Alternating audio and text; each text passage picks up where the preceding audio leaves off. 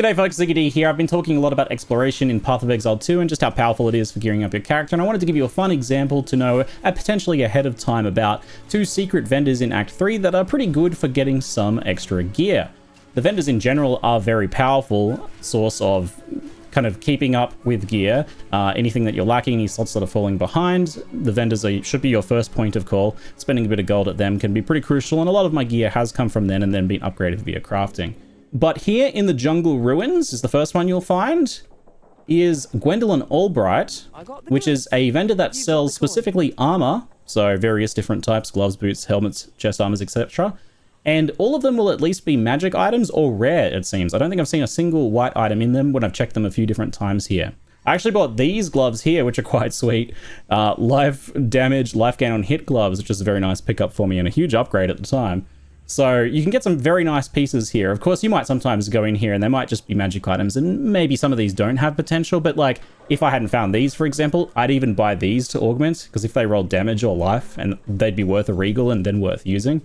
And you might find something that's just like movement speed or a high resistance roll pair of boots that you can then augment. Now these vendors are kind of marked on the map, but I think these icons probably need some updating or a little bit buggy. So there's the Trouble Camp listed here.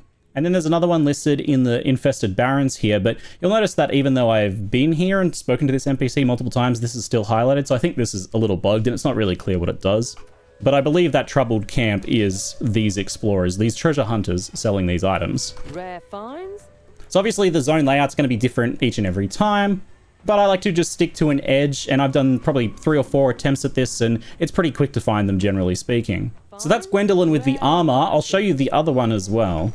So in the Infested Barrens, we have Sebastian Carroway here, and this guy sells weapons. As you can see, it's the same thing where it's their magic or rare. Both ones that I checked here for the video, typical, no rares. But I did see rares last time. The item level on these guys is 35, which is based on the zone level, and it's the same deal for the previous vendor as well. So that's really good when you first get here. Though it is good to note that the vendors in town do have a more varied item level. So that can push up a little bit higher, especially as you level your character. If you're unfamiliar, item level determines the power of the modifiers that you can possibly get on an item. So a made-up example would be something like maybe you don't start seeing 15% movement speed until level 15, item level 15. And that's separate to the required level of an item, which is usually based on the base or the highest possible modifier. So you can see that this bow here in town is level 37, item level 37. But the one up here is item level 41.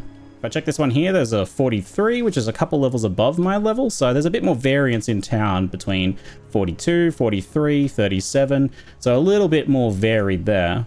But in town, you get items that are a mixture of white items, a couple magics, and pretty rarely do you see an actual rare item. There's some move speed boots, nice. It pays to check the vendors. Mousing over this one here, for example, there's not a single rare in the vendor this time around. A good thing to note is that you can come back to these vendors whenever you want, though that said, resetting the zone doesn't seem to reset the vendor's wares. I did test that. They have the same items each time you encounter them if you just reset and say try to farm the zone. So you're not going to do a bunch of farming. It's just something that you're going to want to go check potentially every now and then, or at least once on your way through. Now that said, I did level up during the process of getting to each of these vendors, which did trigger a vendor reset. I'm still not 100% clear on the rules of the vendor resets, but it seems to be triggered on leveling up, but maybe only every certain amount of levels. Either way, as you can see, it's refreshed the gear this time around. It's still level 34 gear as before, since it's based on that zone level, so it didn't like update with my level like the town vendors do seem to.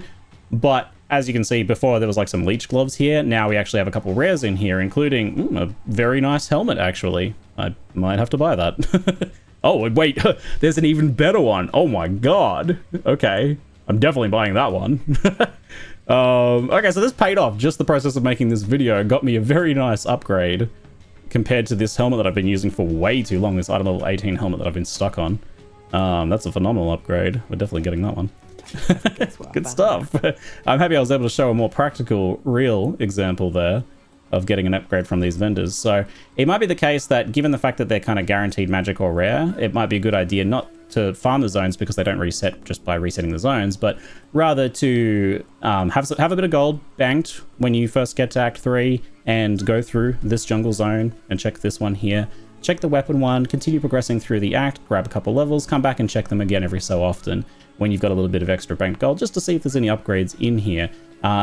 If you're struggling, you know, if you need that bit of extra gear. If you're cruising, fine, just continue going, but that's the whole thing with the exploration in Path of Exile 2. It's such a powerful tool for if you need some upgrades, if you're struggling, like I know many of you are, then doing a bit more exploring will find you a few of those little hidden encounters, and there are some that can be very impactful, especially like these gear vendors here. So I'm curious if you fine folks have found any really interesting exploration mechanics that you want to share in the comments below, any cool things that gave you a really nice item or a uncut skill gem or support gem or something when you really needed it. Let us know in the comments below. But I hope that little guide helps you get geared up when you're getting to Act 3. I think there's some nice potential here as well if these are the same in Act 3 Part 2 when we do Cruel. That's kind of right before endgame, so that might be nice to get us some starter gear to get going into maps. So there's some strong application potential there that I'll have to see how that feels in Cruel. But that's it for now. I'm Ziggy D, and thanks for watching. That's 2 very nice gear pieces that I've gotten from this lady. I'm probably going to check her again later. Also, just because it's fun to share good drops, I got this chest armor in Act 3 just a little while ago as well, yesterday on stream. And he exalted the life on it too, so nice. Probably going to wear this one for a while.